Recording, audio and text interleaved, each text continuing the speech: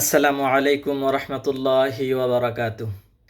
নাহমাদুহু ওয়া নুসাল্লি আলা রাসূলিহিল কারীম, আম্মা বা'দ, ফাআউযু বিল্লাহি মিনাশ শাইতানির রাজীম। বিসমিল্লাহির রহমানির রহিম। ইয়া আইয়ুহাল্লাযীনা আমানু কুতিবা আলাইকুমুস সিয়ামু কামা কুতিবা আলাল্লাযীনা মিন ক্বাবলিকুম লাআল্লাকুম তাত্তাকুন। সাদাকাল্লাহুল আযীম। আলহামদুলিল্লাহ। আহলান সাহলান মাহে রমজান। দেশ ও দেশের বাইরে যে যেখান থেকে আমার ভিডিওটা দেখতেছেন সকলের প্রতি আন্তরিক শুভেচ্ছা ও মোবারকবাদ। পবিত্র মাহে রমাদান যখন আমাদের সামনে এসে উপস্থিত হয়, আমরা কিছু কিছু প্রশ্নের সম্মুখীন হই। যেমনি রমাদান মাস, এই মাসে কি করা যাবে না, কি করা যাবে, এই কাজ করা যাবে কি না, রমাদান মাসে কোন কাজটা করলে রোজা ভেঙে যাবে, কোন কাজটা করলে পাপ হবে, এরকম বিভিন্ন প্রশ্নের সম্মুখীন হতে হয়। এইসব বিষয় বিবেচনা করে রমজানের বিধিবিধান অর্থাৎ ফিকহুস সিয়াম নিয়ে ধারাবাহিক কিছু আলোচনা আপনাদের সামনে তুলে ধরব ইনশাআল্লাহ বিইজনিল্লাহ। আজকের পর্বে থাকবে ইন্ট্রোডাক্টরি ডিসকাশন। শুরুতে এই বিষয়গুলো সঠিকভাবে বুঝতে পারলে আশা করি সামনে যে বিষয়গুলো আসবে সেগুলো বোঝাটা সহজ হয়ে যাবে ইনশাআল্লাহ। আমি শুরু করছি। শুরুতে কোরআনে মাজিদ থেকে একখানা আয়াতে কারিমা তেলাওয়াত করেছি। আল্লাহ রাব্বুল আলামিন বলতেছেন, ইয়া আইয়ুহাল্লাযীনা আমানু কুতিবা আলাইকুমুস সিয়ামু কামা কুতিবা আলাল্লাযীনা মিন ক্বাবলিকুম লাআল্লাকুম তাত্তাকুন। অর্থাৎ আল্লাহ রাব্বুল আলামিন বলতেছেন, ইয়া আইয়ুহাল্লাযীনা আমানু, ওহে বিশ্বাসীরা, কুতিবা আলাইকুমুস সিয়াম, তোমাদের উপরে রোজাকে ফরজ করা হয়েছে, কামা কুতিবা আলাল্লাযীনা মিন ক্বাবলিকুম, যেমনিভাবে তোমাদের পূর্ববর্তী লোকদের প্রতি ফরজ করা হয়েছিল, লাআল্লাকুম তাত্তাকুন, যাতে তোমরা খোদা ভীরু হতে পারো, যাতে তোমরা মুত্তাকি হতে পারো। এই হচ্ছে আয়াতের সারমর্ম। এই আয়াতের বিস্তারিত তুলে ধরবো ইনশাআল্লাহ বিইজনিল্লাহ। আল্লাহ রাব্বুল আলামিন বলতেছেন, ইয়া আইয়ুহাল্লাযীনা আমানু কুতিবা আলাইকুমুস সিয়াম, ওহে বিশ্বাসীরা, তোমাদের উপরে রোজাকে ফরজ করা হয়েছে। অর্থাৎ আমরা বুঝতে পারি মাহে রমাদান মাসটা আমাদের উপরে ফরজ। সকল মুসলিম জাতির উপরে আল্লাহ রাব্বুল আলামিনই রোজাকে ফরজ করেছেন। অতএব আমরা এই আয়াত দ্বারা বুঝতে পারি আমাদের মাঝে যে রমাদান মাস আগমন করেছেন, এই রমাদান মাস অর্থাৎ এই রোজা আমাদের প্রতি ফরজ করা হয়েছে। আল্লাহ রাব্বুল আলামিন অন্য আয়াতে বলেন, ফামান শাহিদা মিনকুমুশ শাহরা ফালিয়াসুম, অর্থাৎ যে ব্যক্তি এই মাস পাইল সে যেন সওম পালন করে। অর্থাৎ এই যে আল্লাহ রাব্বুল আলামিন বলতেছেন ফালিয়াসুম, এই ফালিয়াসুম দ্বারা আল্লাহ রাব্বুল আলামিন রোজাকে ফরজ করেছেন। তার মানে আমরা এতটুকু বুঝতে পারতেছি যে এই রমজান মাসকে আমাদের প্রতি ফরজ করা হয়েছে। হয়তো অনেকে মনে মনে ভাবতে পারেন, আল্লাহ রাব্বুল আলামিন যুগে যুগে কত পয়গম্বর নবী রাসূল দুনিয়ার বুকে পাঠিয়েছেন, কিন্তু তাদের ভিতর থেকে কেন না শুধু আমাদের প্রতি কেন আল্লাহ রাব্বুল আলামিন রোজাকে ফরজ করলো? আসলে না, আল্লাহ রাব্বুল আলামিন এই আয়াতে বলছেন, ইয়া আইয়ুহাল্লাযীনা আমানু কুতিবা আলাইকুমুস সিয়াম কামা কুতিবা আলাল্লাযীনা মিন ক্বাবলিকুম লাআল্লাকুম তাত্তাকুন। কামা কুতিবা আলাল্লাযীনা মিন ক্বাবলিকুম, অর্থাৎ যেমনিভাবে ফরজ করা হয়েছিল পূর্ববর্তী লোকদের প্রতি। তার মানে আমরা বুঝতে পারি শুধুমাত্র আমাদের প্রতিই রোজা ফরজ করা হয় নাই, পূর্ববর্তী যেসব নবী রাসূল এবং যেসব লোকজন ছিলেন তাদের প্রতিও রোজা ফরজ করা হয়েছিল। তবে তাদের সিস্টেমটা ছিল ভিন্ন। যেমন আমরা প্রতি বছরে এক মাস, প্রতি বছরে মাহে রমাদান মাসে এক মাস আমরা রোজা পালন করি, সাওম পালন করি, কিন্তু কোনো কোনো সময়ে মাসের ভিতরে একটা রোজা ফরজ ছিল, কখনো কখনো মাসের ভিতরে 3 দিন রোজা ফরজ ছিল, কখনো বা ছিল 10 দিন রোজা, আবার কখনো বা মৌনতার রোজা ছিল। মৌনতার রোজা বলতে আমরা বুঝি যে শুধুমাত্র সব করতে পারবে, খাওয়া দাওয়া করতে পারবে, সব কিছু করতে পারবে, শুধুমাত্র কথা বলতে পারবে না।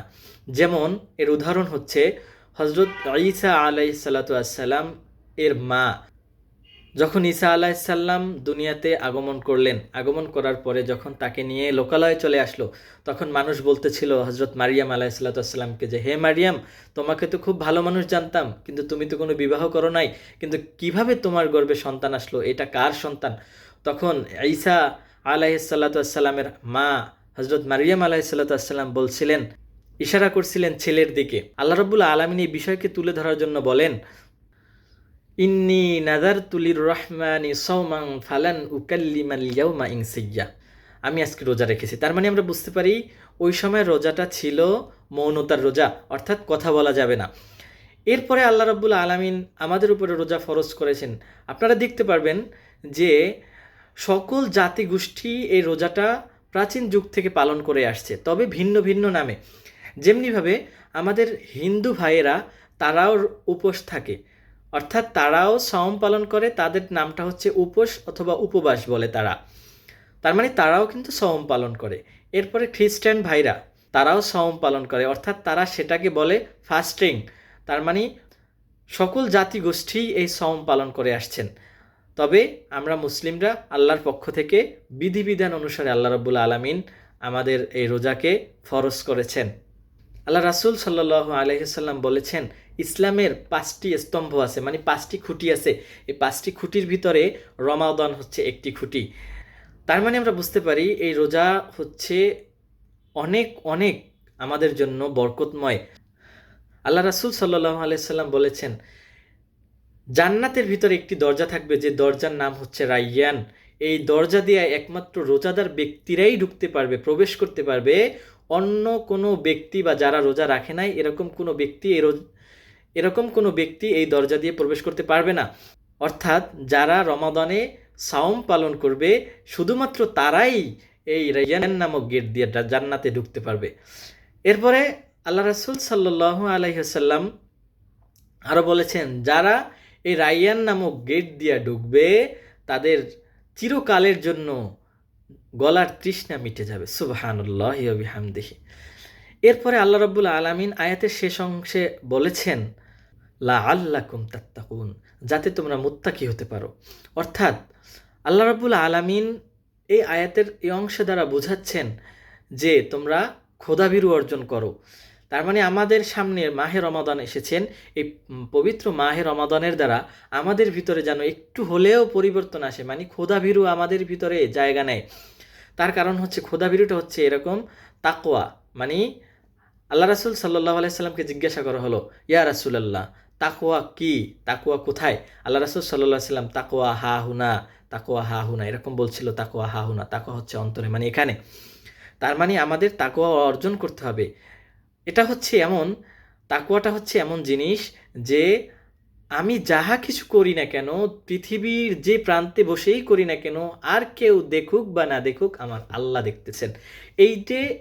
এই যে বিষয়টা আমার অন্তরে স্থান দেওয়া, এটাই হচ্ছে তাকওয়া বা খোদাভীরু। এই ব্যাপারে আল্লাহ রাব্বুল আলামিন বলতেছেন, ইয়া বুনাইয়া ইন্নাহা ইন তাকু মিসকালা হাব্বাতিন মিন খারদালিন ফাতাকুন ফি সখরাতিন আও ফিস সামাওয়াতি আও ফিল আরদি ইয়াতি বিহাল্লাহ। অর্থাৎ হযরত লুকমান আলাইহিস সালাতু ওয়াসসালাম তার ছেলেকে নসিহত দিচ্ছিলেন, তার ছেলেকে নসিহত করছিলেন যে, ওহে আমার বাজান, ওহে পুত্র, তুমি সামান্য পরিমাণে ভালো কাজ অথবা খারাপ কাজ পৃথিবীর জমিনে কিংবা আসমানে মাটির গর্তের ভিতরে ঢুকেও যদি করো, পৃথিবীর কেউ না দেখেও আল্লাহ কিন্তু দেখবে। তার মানে আমরা বুঝতে পারি আমি যাহা কিছু করি না কেন আল্লাহ কিন্তু দেখতেছেন। যাই হোক, পবিত্র মাহে রমাদান আমাদের মাঝে আগমন করেছেন। এই পবিত্র মাহে রমাদানের পবিত্রতা যেন আমরা রক্ষা করতে পারি এবং বেশি বেশি ইবাদত করতে পারি, সেই কৃতজ্ঞতা আল্লাহর কাছে চাবো। এবং এই রমাদানের মাসলা মাসাইল এবং বিভিন্ন বিষয় নিয়ে আগামী পর্বগুলোতে থাকবে, সেই পর্বগুলো দেখার আহ্বান জানিয়ে আজকের মতো এখানে শেষ করছি। ওয়ামা তাওফিকি ইল্লা বিল্লাহ। সুবহানাল্লাহি ওয়া বিহামদিহি, সুবহানাকাল্লাহুম্মা ওয়া বিহামদিকা, আশহাদু আল্লা ইলাহা ইল্লা আনতা, আস্তাগফিরুকা ওয়া আতুবু ইলাইক।